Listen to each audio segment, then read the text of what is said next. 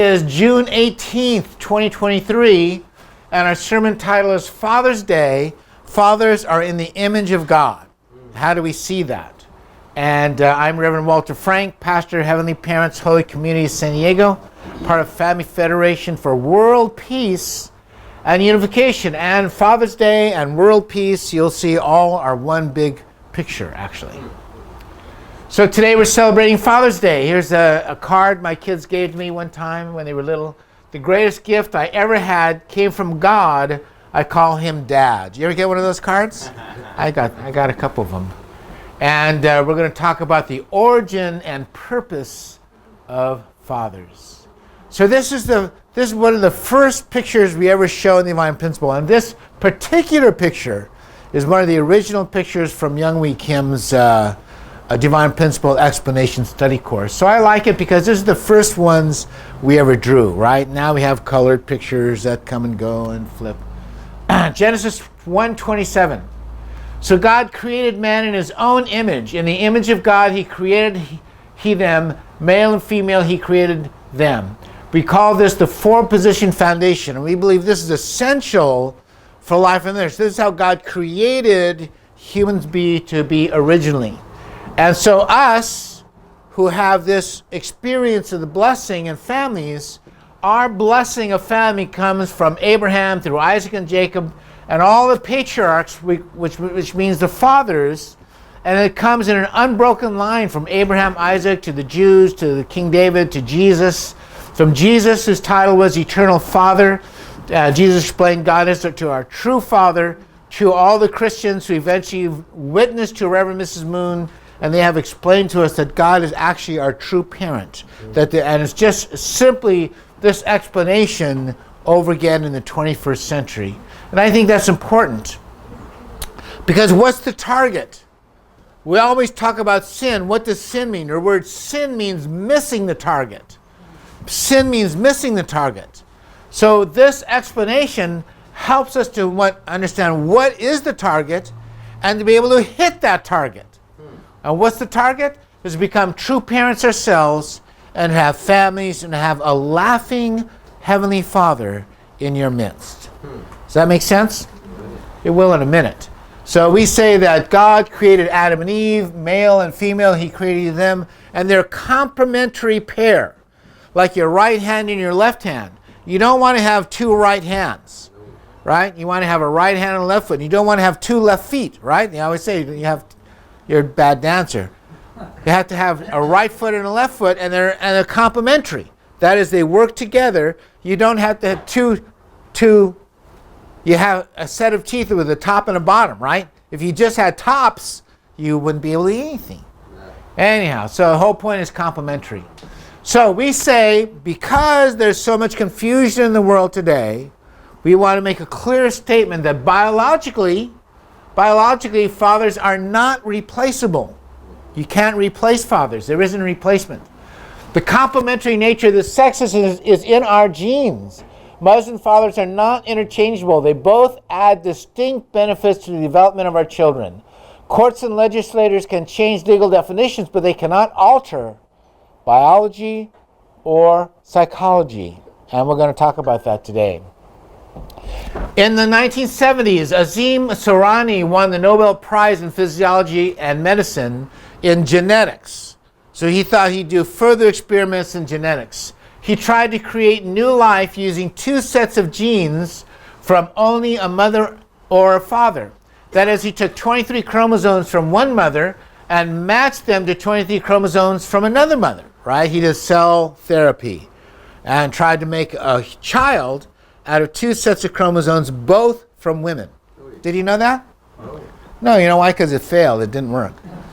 You don't get a prize when it doesn't work. Everything then known about genetics suggested that with the right number of chromosomes, life would develop normally, even if all its genetic material came only from one female or one male, right? But the eggs implanted with only the mother's genes could not survive. There wasn't something he could do to make them survive, right? And the same with a similar fate met the eggs implanted with two sets of a father's genes. They can't work. It doesn't work. Two women can't make a child, or two men cannot make a child. It has to be a woman and a man to make a child. So here, a science reporter called Paul Rayburn describes Serani discovered that mothers and fathers each contributed something in their genes that was critical to sustaining life. These paternal and maternal genes appeared completely indistinguishable in every way, yet expressed themselves differently depending on whether they came from the mother or the father. And both were essential. Both were essential to the survival of the eggs, the babies, right? The essential need for both a mother and father to provide genetic material for survival parallels what social science tells us about the importance of mothers and fathers in children's development. Fathers and mothers bring similar, however, and even indistinguishable capacities that enable healthy child development, right? Mothers hold babies, fathers hold babies. So they're both important. But like complementarity of the left and right halves of the brain, they also bring distinct capacities that provide complementary, irreplaceable contributions to children's healthy development. Now, this is something we've always believed, and we used to teach, and of course we still teach it, that there's a crisis in America of fatherless families. Fatherless families are a crisis in America because children without fathers tend to not do well. Not 100%, but tend to not do well. So let's look. Biologically, fathers are not replaceable. Infant mortality rates are 180% times higher for infants of unmarried mothers than for married mothers. Right? Isn't that amazing? Yes. Just that, so the father makes a big difference into the life of the child and survival of the child. These are just sources. You can read about them and study that if you want. So here's what we say. Value of fathers: loving, caring for, protecting, supporting his wife and mother with love, intellect, and willpower, as if she is his own body, is essential for children to grow well and to be healthy. And one of the reasons I say this is because we're blessed couples. For the most part, our children enjoyed the benefit of two-parent households, right? Which sometimes they aren't grateful for. But someday we'll realize how special and precious it is to have both the mother and father in the household. In an article, The Importance of Father Love, History and Contemporary Evidence, published in December 2001 issue of Review of General Psychology, Roner and Veneziano examined nearly 100 studies that explore the effect of parenting on children's behavior. Prior to the 1960s and 70s, many behavioral scientists assumed fathers were relatively unimportant to their children's healthy development. The authors note, they used to think, oh, you don't really need fathers. That's why in the 60s and 70s, when there were divorces, in 99% of the cases, the judges would put the children with the mother and not the father, because they thought, well, fathers are useless. They can make money, but that's about all they're good for. Really, it's the mother who's important to child rearing, and that's what caused what we called a crisis of single-parent families. At the very most, fathers were thought to be peripheral to the job of parenting because children spent most of their time with their mothers. Correct? Some even argue that fathers have no biological aptitude for childcare, though women were said to be genetically, and listen to this is really important, women were said to be genetically endowed to be mothers. Right? Does that make sense? And we know that's true, isn't it? Mothers know how to cuddle a baby. Only mothers can feed a baby breast milk, right? No men can do that. It's not possible. So we say, where did this genetic programming come from? We look at a baby in the womb and we understand mothers. Where did this genetic programming come from? This process of baby in the womb is automatic. The umbilical cord, all these things, bag of waters, umbilical cord. No man or woman could design this. It's not possible. Animals can't design this. We say only God could design this. Where did DNA come from? We believe in the intelligent design of the deoxyribonucleic acid, and that it's an intellect, heart, and love of God that created this system where mothers automatically, hormonally, create a child in their womb. No mother can think, oh, I'm going to make an umbilical cord. No mother can think, oh, I'm going to create breast. It can't happen. but God designed it. It's in our DNA, and this is something we're born with. God designed this. Okay, consider what social science research reveals about how mothers and fathers distinctly influence children's social and emotional development. This is due to actual real scientific studies. Mothers are biologically primed. Again, it's from our DNA. Mothers are biologically primed to provide nurturing oriented toward creating a strong attachment relationship, right? Mothers love to cuddle, hold babies warm, breastfeed them. That's always a special thing. See, mothers love that. Dramatic increases in oxytocin and oxytocin receptors during the process of giving birth and caring for infants act like a switch in mothers, turning on maternal behaviors.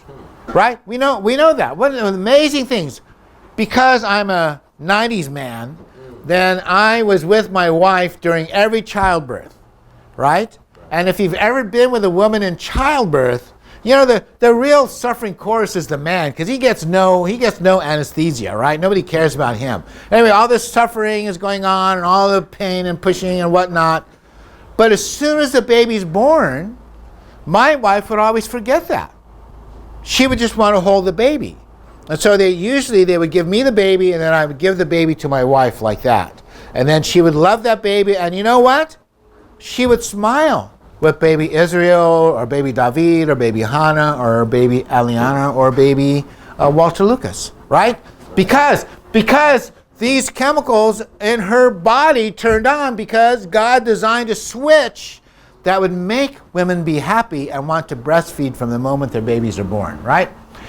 New moms find themselves expressing positive feelings, affectionately touching and gazing at the infants and engaging in motherese vocalizations, as in goo goo gaga, right? Soft goo goo cooing sound, and or singing songs and things like that, right? Infants' levels of oxytocin parallel their mothers, producing feelings of calm and well-being that similarly bond mother and offspring. So this is natural. This is biological. Nobody made it up. Nobody can change it. It's biological, right? This calm, and by the way, this calm allows use of energy to grow, heal, and develop. And this is a very important part. And this goes beyond babyhood. What many doctors and scientists understand is when human beings going through stress called the fight or flight response, something scares us, our body then reserves all the energy to either run or actually physically fight, right? It's a mammalian trait. The trouble with that is we're constant in stress, worrying about taxes or the mortgage or car payments or whatever we worry about. Your body withdraws the energy it takes to heal cells or replenish your cells or grow your body or grow your brain, because it's reserving all that energy to prepare you to fight or flight. So we're constantly in a stressful situation. Then that means our body's immune system isn't as strong as it could be. That's why mothers loving babies and calming them allows the energy to grow, heal, and develop, allows the baby to grow faster, healthier, stronger, smarter, and better. On the other hand, also, fathers experience significant physiological changes that prime them for bonding. So likewise, biology in a father changes as well. They didn't know this before, but now they know. Biology of men changes just as much as women. And women like to be sweet, but the same hormones elicit different types of responses. While mothers are more likely to coo and cuddle their infants, fathers are more likely to tickle and toss their babies. Did you know that? Right? Don't men do that? You always tickle them under their neck and things like that. This is very important, by the way. This is the complementary nature that men bring to a family. These differences foreshadow more extensive complementary patterns exhibited across children's development for their whole lives. Fathers experience significant physiological changes that prime them for bonding, but the same hormones elicit different type of responses. Instead of inviting security-inducing behaviors, fathers' levels of oxytocin are associated with stimulatory behaviors like tickling or bouncing or playing or laughing or doing something like that, right? That's fathers. This suggests a biological foundation. What does a biological foundation mean? It means it's in your DNA. Means some intelligent created DNA in you that made men want to play with their babies, not just cuddle and coo them. For what we observe all around us. This is it's in our biology to play. Playing is important. Instead of inviting security-inducing, this is a typical dad, right? You never see mothers doing this. But this is a typical dad. Instead of inviting security-inducing behaviors, fathers' levels of oxytocin are associated with stimulatory behaviors like tickling and bouncing. This suggests a biological foundation for what we observe all around us, like this. Playing, going in the water, throwing him in the water. Our parents threw us in the water. According to the third set of studies, fathers' love is a soul. But this is the importance of this. This is the importance of this that people didn't realize during all these divorces where they were separating fathers from mothers, giving all the babies to the mothers.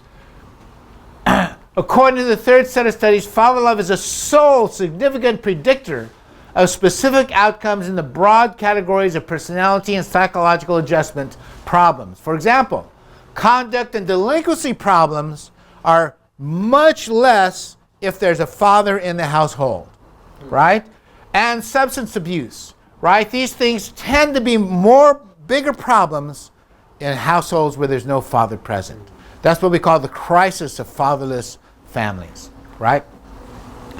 Playing. By asking parents of 390 families how they play with their children, psychologist Ross Park found that in infants and toddlers, fathers' hallmark style of interaction and physical play that is characterized by arousal, excitement, and unpredictability. Dads are unpredictable, right? You can't know what they're going to do exactly. A manual from the U.S. Children's Bureau explains the impact of father's play, though. So dads like to play, tickle, toss, play peekaboo, do all those different kinds of things, right? Run around, chase a child, play catch with a child. What does that do to the child? Listen, from these interactions, children learn how to regulate their feelings and behavior. This is so important in dealing with authority figures. If your dad's roughhousing and playing with you, and then you get mad at him, and then he stops you, or all those, children, especially boys, learn to control their behavior by playing with dad. Regulate their feelings and behavior. Roughhousing with dad, for example, can teach children how to deal with aggressive impulses and physical contact without losing control of their emotions, is what gets so many young men in jail. They fight with the authority figure. They don't know how to regulate their emotions with a authority figure, and so they fight with the police, or they fight with their teachers, or they fight with their bosses, and then they get themselves in trouble. That's why a father is so important, to teach children, no, that you don't need to fight, right? Also, these are all Olympic athletes, by the way. Olympic athletes, like a bicyclist, swimmer, and discus thrower. But the important point is muscles grow by what? Activity. Muscles grow by stress. And so, but stress is a good thing, right? So if you want to be an athlete, you have to push your body, make your body work, and then your muscles grow. Well, you know what? It's the same thing with your brain. If you don't challenge your brain, if you're not learning something new all the time, then your brain will begin to wither just like your physical body withers. This is so important, especially us who are getting older. You need to have challenges. You need to have physical challenges. You need to stress your body, and you need to stress your brain. This is so important. So this is the neural network of a child when they're at birth, and this is the neural network of a child at 6 years old. However, listen to this. So our brains are like muscles. That is, stimulating effort of play, excitement develops our brain's ability to grow and handle complexity. So playing is really important for the child's brain to grow. For example, this brain is the brain of an animal without any stimulating, playful environment. Same age as this animal, right, they can't do that to humans, thank God. Anyway, brain of an animal, stimulating, playful environment. Look at the neural network is far more dense. It's the same thing with kids. When our kids, dad's playing and roughhousing and laughing and making sarcastic remarks, then children's brains grow. They grow faster, deeper, thicker neural networks, and they become smarter kids. Don't we all want that? More significantly, fathers influence children's social and relational capacity through their play. Compared to mothers, fathers are much more likely to interact through play. And that play is strongly predictive of the quality of children's peer relationships. How do they get along with other people? How do they get along with authority figures? In repeated studies, fathers who spent more time in positive play with their children had children with the highest peer ratings. That is, other kids thought, this is a really good kid. That boy is a really good boy. That daughter is a really good daughter. Also, one other thing, this is from another study. When sex traffickers go after young women, you know who they choose? Fatherless young women. They're hungry. They're begging for a father figure. So pimps understand that's who our target is. That's who we're going to trick. That's who we're going to seduce. When fathers were more responsive, patient, playful, and less coercive in their play, children showed less aggressiveness and more peer competence, and they were liked better by their friends and family. So fathers are important. Fathers are biologically important and socially important. That's what True Father has been trying to teach us for decades. World peace through ideal families. World peace through ideal families means fathers have to be good fathers. See the connection? As one report noted, roughhousing with dad appears to teach children how to deal with aggressive impulses and physical contact without losing control of their emotions. Through play, fathers help children learn how to temper and channel emotions in a positive, interactive way and to gain confidence in their ability to do so. That's why also sports is really good for kids. Baseball, football, all those, basketball. While mothers consistently build self-understanding, fathers consistently build social relationship understanding. As children age, fathers focus less on physical play, engage in more peer-like verbal play in the form of sarcasm and humor. Do you ever wonder where dad jokes come from? They come from God. It's biologically implanted in men. Peer-like verbal play allows a father to tease and joke with a child within the safety of the father-child relationship, thus strengthening children's sense of identity and social confidence. Did you know that? Let me give you some examples of father humor, dad jokes. You think swimming with the dolphins is expensive. Swimming with the sharks cost me an arm and a leg. Oh, yeah. Isn't that hilarious? It is. Typical father joke. How about this one? Did you hear about the walnut and cashew that threw a party? It was nuts.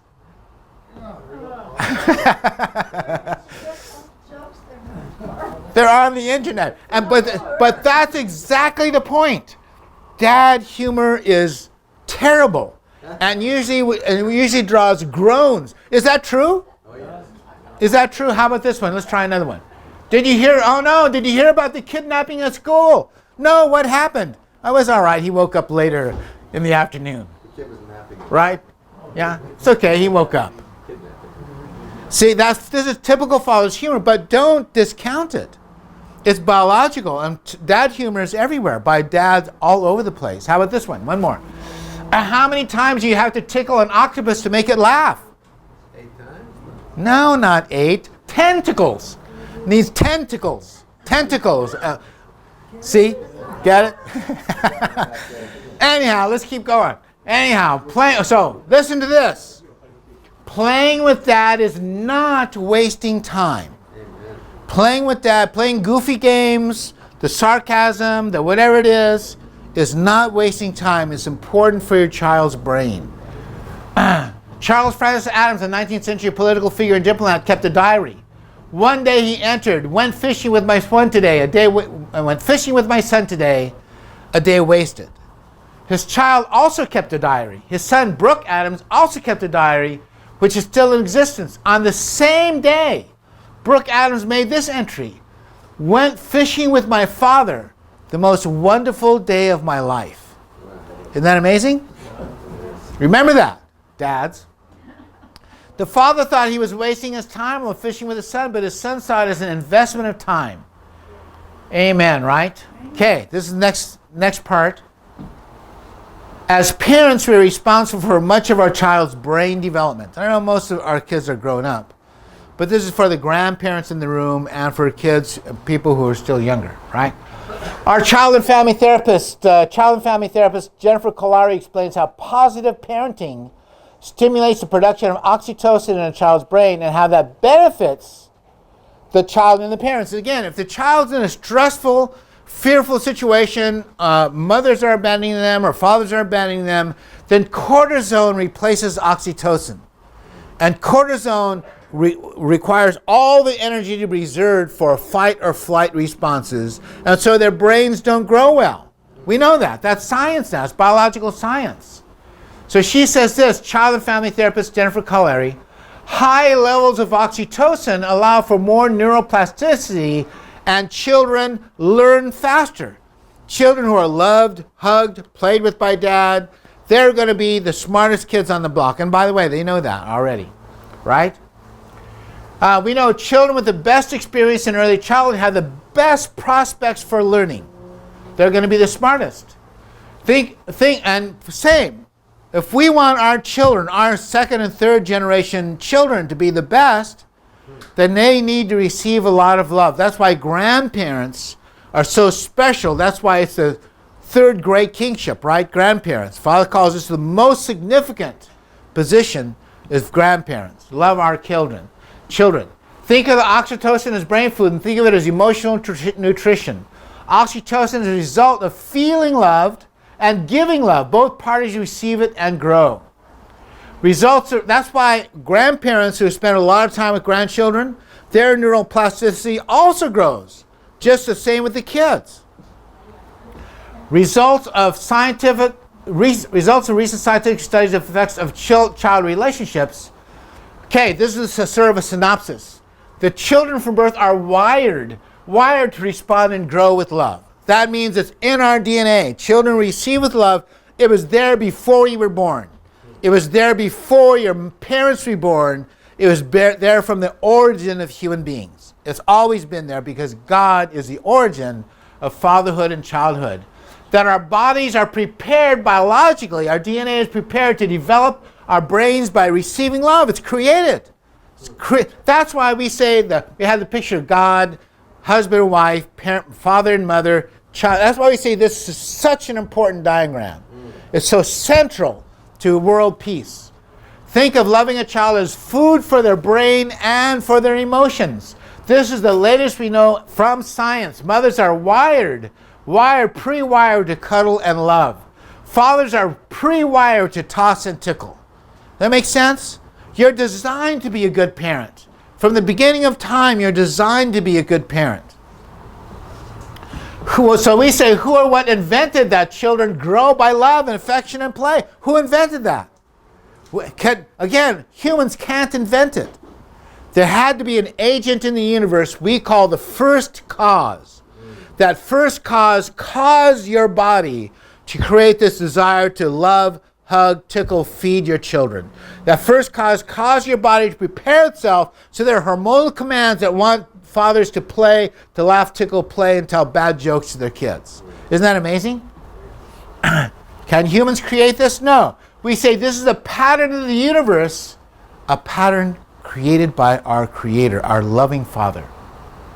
Nihilists, atheists tell us there's no God, no purpose of creation, just a multiplicity and this mysterious evolution they talk about. Well, however, there is an agent in this universe that somehow creates beings that thrive on love.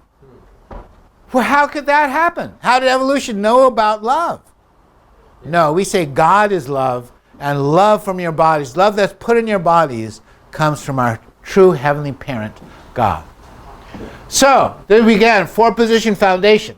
How can we believe a God wants peace in the world? Many people don't believe, they either hate God or don't believe in God or whatever they believe in, right? Or don't believe in. How can we believe a God is a loving God? Because it's God who created and put in our DNA commands the hormonal direction to love your children. God did that. Our Creator did that. Humans couldn't do that. Animals could not create it. Rocks and sand and trees and lightning bolts could not create that. There had to be a being who understood love and built into your body the desire to love and the ability to love. That's why mothers don't have thorns. Because they're easier to cuddle. So we say the original God is a God of masculinity and femininity, and that brings us into existence, right? So here's a mother cuddling, here's a father throwing baby up in the air. Do you know who that is, by the way? No, I'll tell you in a second. God put in the DNA of the mother to breastfeed the baby, and that breastfeeding would not only fulfill nutritional needs of the child, but bring tremendous amounts of intimate love to the child. See, baby's looking directly in the mother's eye. Look how mother's smiling. It's automatic to smile. It's automatic to love this baby, right? And the child, and to bring tremendous amounts of intimate love to the child, and to complement that, God put in the DNA of men in general the desire to tickle and toss and play with the children and to challenge them. This makes the child better, faster, stronger. It makes the parents better. It creates a peaceful family of true love.